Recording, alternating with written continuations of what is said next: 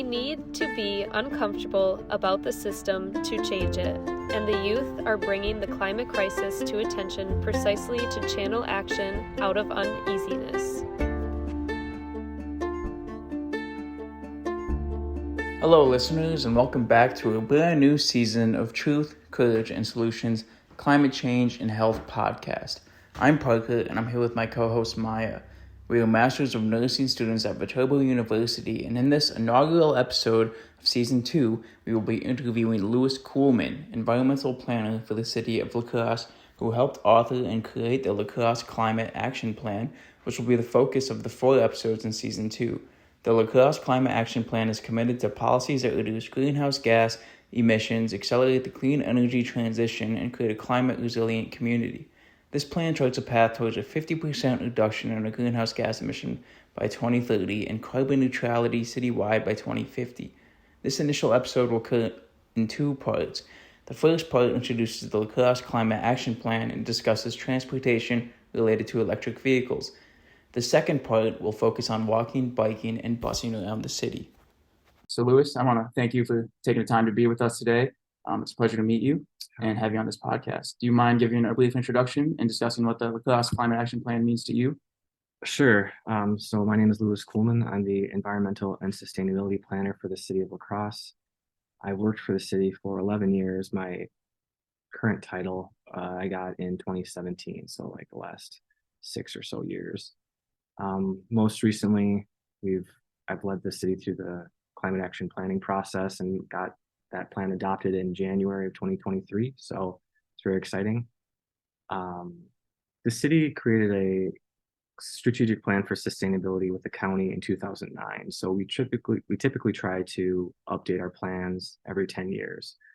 So we got some funding to do parts of it a few years ago. So I did a greenhouse gas inventory and an energy action plan that was in partnership with Xcel Energy in preparation for this plan. So we did a few pieces beforehand, but like I said, ideally we update our plans in general every 10 years. So for example, we had a bike and pedestrian master plan in 2012.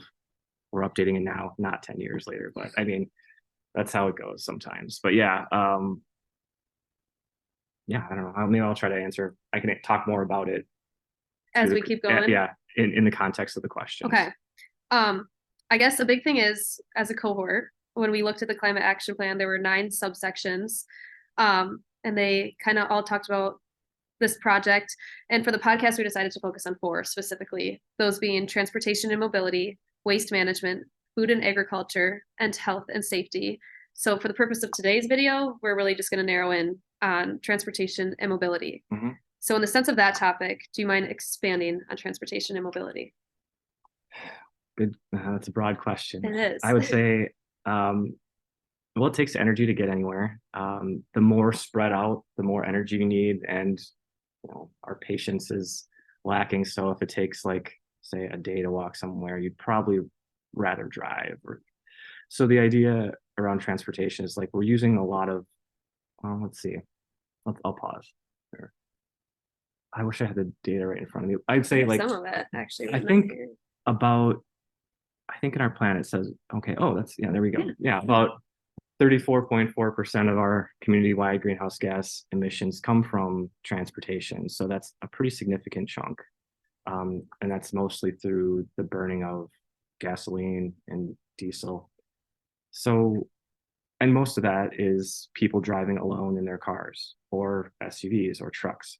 So when we're thinking about that, or that's like one way to look at it, is just like reducing the fuel use. Also, the amount of land and resources we dedicate for automobile infrastructure is a huge investment that, you're talking about the manufacturing of concrete and asphalt and all that stuff. There's a lot of energy that goes into that. And also you could say, like, our utilities, like we've got underground pipes. The more spread out we are, the more we have to pay per capita for infrastructure.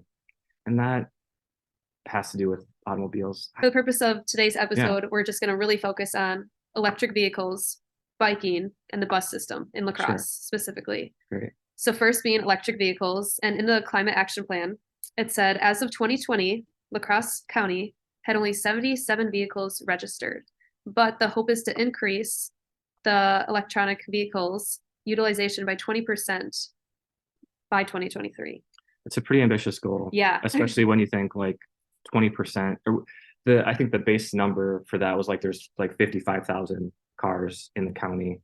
So 20% would be 11,000. That's a lot of electric vehicles. And by electric vehicles, sorry to interrupt, do you mean like full electric or like hybrid or just? Yeah, good question. I would say for the purpose of the goal, we're looking at the plug-in electric vehicle. We'll say full electric, so no gas. Now, again, if we don't make the goal there, I mean, I hopefully won't get my head chopped off, but I drive a hybrid, so maybe I yeah, count. But... and that's, yeah, I mean,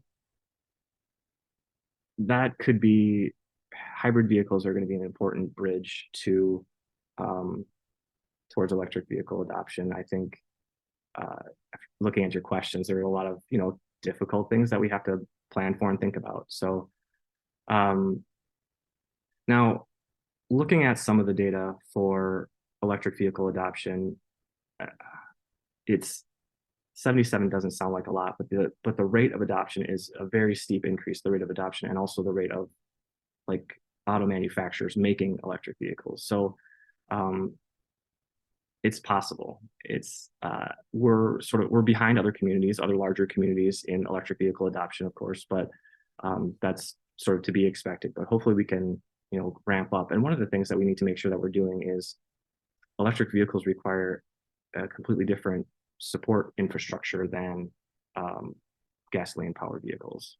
It'd be cool if you could like yeah, get a connection with like local community businesses. Yeah, well, I would say there's the National Electric Vehicle Infrastructure Program. We'll say, I don't know the exact thing of it, but so the national government requires that states to participate in this program. They all have to come up with plans. So then there's the Wisconsin Electric Vehicle Implementation Plan.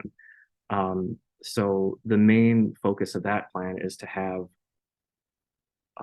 the level 3 chargers. So those are like the highest, the sort of the Tesla chargers, every 50 miles along major interstates and major highways. So interstates and major highways. So those are all over, or like Wisconsin's looking at included all of their highways, or all the ones they could include in this plan. And I-90 is included. So there are incentives for level 3 charging within a mile of the interstate. So we've got exit 3, 4, and 5 are all like really high potential for having electric vehicle charging. As of now in La Crosse, how well are we having electric charging stations? We just have those 2. Enough, right? There are some maps. As not an electric vehicle owner, it doesn't really concern me so much, but there are some, I want to say maybe like Walmart does like along, and then maybe like Dahl Automotive has one. So like more in Alaska. Okay. But one of the convenient things about electric vehicles is this is a power you can get from your home. So you could get a charger, the level 1 chargers, that's just like a wall socket. So just like the normal ones you see everywhere. Then you've got your level 2 that are more like the kind of electrical outlets you plug in a refrigerator to. So like I think the kind of round ones. Level 3, you're not going to want those at home, because those are going to fry. Those go so quick, and they're going to fry your batteries if you plug that in every day. The level 3 chargers are more for like you're doing a long trip and you need to charge up and then keep going. But in terms of like the infrastructure for like homeowners who have their own garage, and they're probably not too concerned. I mean, they can adapt. But over half of the population of La Crosse are renters. So we need to look at adapting our policies to require EV charging infrastructure in, say, multifamily buildings, and just generally help renters out also, and in our public charging. So like I was in conversation with Xcel Energy about getting chargers in our some of our parking ramps. So that's kind of one of the things we're looking at, is in order to support EV adoption. I mean, a lot of people are interested in buying them. Car manufacturers are making them, but we need to make sure that communities are providing the infrastructure to support that. So it's not like people get an electric vehicle, they realize they have a very limited range, and then they return it and get a gas powered vehicle. Hopefully they'll return and get hybrid. But yeah. Anyway. Based on like what you said, it sounds like a lot of the, like we have a lot of things in place that like kind of like allow us to kind of easily quote unquote transition into it.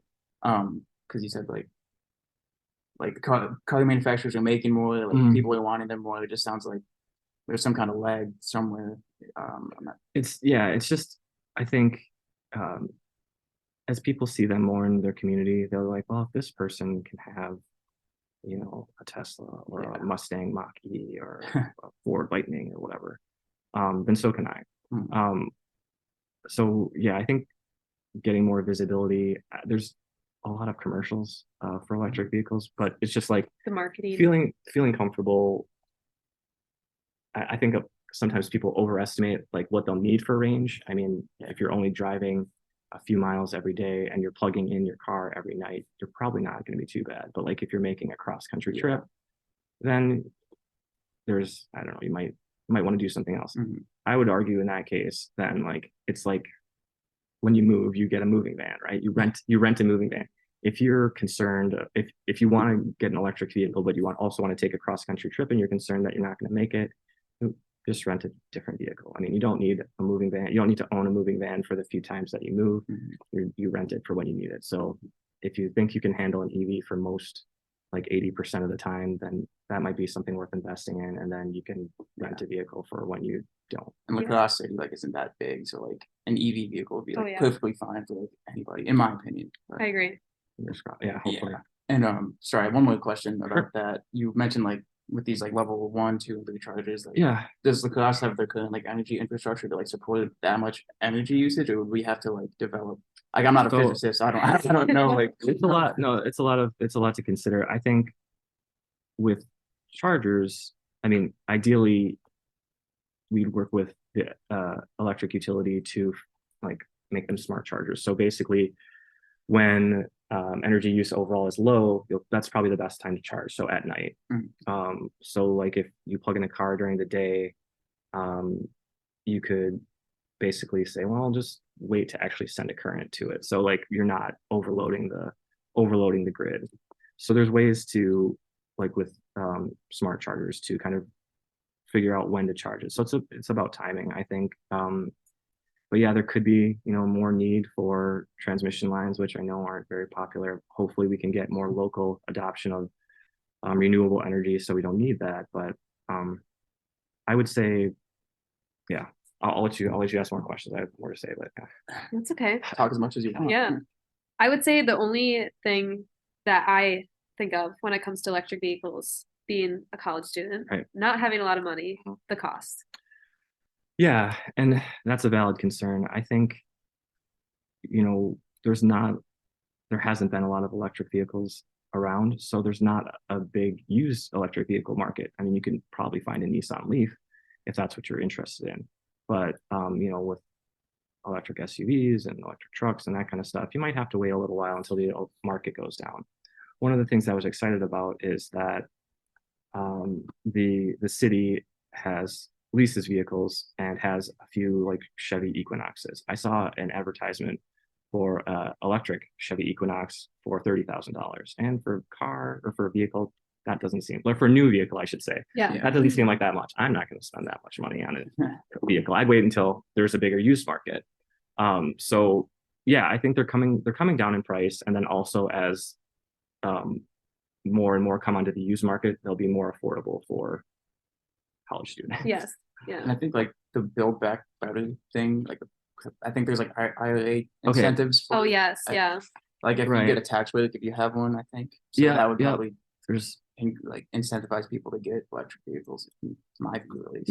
Yeah. The Inflation Reduction Act. Yes. That's a huge part of what I'm trying to do, is like there's so much money out there for all these different energy efficiency, renewable energy, and electric vehicle projects, like how can the city capitalize on that? And also how can the city compete? Because, there's a lot of money out there, but there are also, in some cases, really large grant amounts where we may not have the capacity to actually go after them. So we have to partner with other communities or partner with other organizations or partner or like have the state apply for these funds and then try to have a say in how the state uses them. So yeah. That's It interesting. sounds really difficult. Yeah. It sounds like So that's Sounds like you're a busy man. yeah, well, I mean, yeah, like there's it's a great opportunity, but there's just so much to try to learn about and understand how to qualify and what the city's role is. I know for like energy efficiency, a lot of the incentives are from the federal government to the consumer. So like in terms of like tax incentives. So there's not a lot. And then also there's programs that go from the federal government to the state and the state implements it. So there's not a lot of money that goes to communities and then we distribute it. So there's not a lot of, so my role, I think, is like to try to educate people about that. So like you know about EV incentives, not everybody does. So I don't give out the money. So my best option here is to make sure people are aware of what is out there for incentives. So we can reach our 20% goal. Generally, lithium mining is kind of bad for the environment and like the people. And it's like, I think easy for a lot of people to be like, oh, it's another country, other people.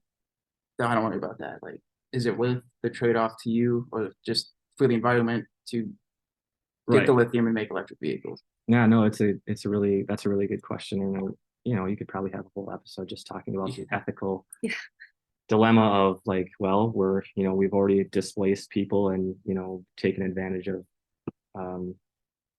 poor people to get petroleum. So like, how's lithium different? I mean, I would say broadly, I think the environmental impact is smaller, but you're right. The potential for exploitation and like, I know even in America, like the desire to mine on tribal lands, there's pressure for that. So I think a few of the things we can do is, and this is also related to the Inflation Reduction Act, I believe, is that there's incentives out there to develop technology for battery recycling. So I think one of the positives or one of the trade-offs here is that like if you use gasoline, you're burning it and it's going away. If you use a battery and you can recycle that, then at least there's maybe some reuse there. So like that's maybe one difference I would say. But from a transportation perspective, this goes back to building more compact communities. We need to make it just less attractive for people to drive and make it easier for people to walk around. And one of the things that we're dealing with is just like parking lots make it easy to drive. And then because you have a parking lot, things are more spaced out, and the more spaced out things are, the more you need to drive. So it's just this vicious cycle. So we have to kind of crack down on parking to say, hopefully if it's more difficult to park, then it'll be easier to walk and bike. So yeah, it's just those sort of growing pains that we have to deal with and make sure we're sensitive to everybody, because not everybody can walk, not everybody can bike. Electric bikes are very promising. We can talk about that when we talk about bikes, but that's I think we're going to see some serious adoption of electric bikes too. I have seen that just literally yesterday. I saw someone bike all the way from Goose Island downtown and they beat me in my car. Wow. Same guy. And I'm like, wow, this is crazy. It's just like with the infrastructure that you mentioned, it's just like it's an uphill battle because so much of America's infrastructure is like built on like interstates and like single car driving. It's just like if we had like a really good public transportation system, it would be like world America changing, if you will, life changing. It's like absolutely. You look at like European countries and they're like their public transportation is like amazing. And it's a cultural decision. I was just gonna say it's almost just cultural. I mean, you can you need the leadership, you need the popular support, because like the Dutch weren't always the most bike friendly nation, but they made a conscious decision to move in that direction, and now like there's bikes everywhere. So I think it's just a matter of policy. I mean, there used to be streetcars in La Crosse, and yeah, so there was better public infrastructure, but it's just, I mean, if you can make more money off of a car, and the automobile industries are able to purchase out or like buy out streetcar lines and get rid of them, then that's what happens. So Yeah, but on a positive note, I feel like La Crosse is like such like a walkable city. So like right, getting to that point of like having really good public transportation, like we could definitely change it maybe easier than some other communities, or just be like a leader in that sense. Yeah. Because like in my opinion, like I live on Jackson Street, so like to me a lot of things are like a walkable distance, so I walk when I can. But I mean, I guess if you live farther south or But I think whatever, we're a city that's able to adapt and change. Yeah, I think there are a few things that are pros and cons for La Crosse. We're geographically limited, which is great because then you have to focus on redevelopment. It's tough if you're thinking about horizontal expansion, and you can't do that sort of vertical investment internally. So that's what we have to focus on. But yeah, it's great. It's very walkable because of the limitations of the river and the bluffs. The other thing that's nice is La Crosse is pretty flat too. Yeah. So even though, I mentioned electric bikes, if it was hillier, then maybe an electric bike would be necessary. Or if you're going further out, if you're coming from Goose Island. Goose Island, Yeah. then or if you're an older person and you don't, or if you're going to work in the morning and you don't want to be all sweaty, then an electric bike might be better too. So I think the terrain we have and just the geographic limitations we have can be a pro for more walkable communities. Oh yeah. I lived in Minneapolis before I moved here, and my job was maybe a mile away, but easy biking distance. Food co-op was easy walking distance, and gym was within easy walking distance, so I could get a lot done. And there's bars and restaurants within easy walking distance. So when I moved to La Crosse, I was like, I want to live within walking distance or biking distance of City Hall, food co-op, and potentially a gym. So so I live downtown, and I really don't need a car that often. I actually didn't have a car for a while. My siblings worked at Enterprise Rent-A-Car, so I got a discount. So whenever I needed to leave town and visit family, I could easily rent a car. But give me a discount. Right, exactly. So so if you plan ahead and can live in a place that's walkable, then your dependence on a car and your need for a more lithium mining is maybe not there. Yeah. Oh, that's awesome. So as we know, living in La Crosse, the winters can be quite cold here. And actually, let me just reword this. Sure. So living in La Crosse, it can be quite cold. How will we conceive people to choose electric vehicles over gas vehicles when some statistics say that electric vehicles lose 10 to 36% of their range in colder weather? Yeah, I think that's a good question, and and something that we're also confronting with the electric buses that we have in La Crosse. I would say we lose a lot of fuel efficiency for gasoline in the winter too. So it's not just electric vehicles that are losing fuel efficiency in the winter. It's all vehicles. So I think that's a bit unfair to just say electric vehicles are losing their range. But yeah, I think it's definitely a concern. And I think that's just sort of the range anxiety that we're facing. And as we hopefully build out our infrastructure, that'll help alleviate some of that concern.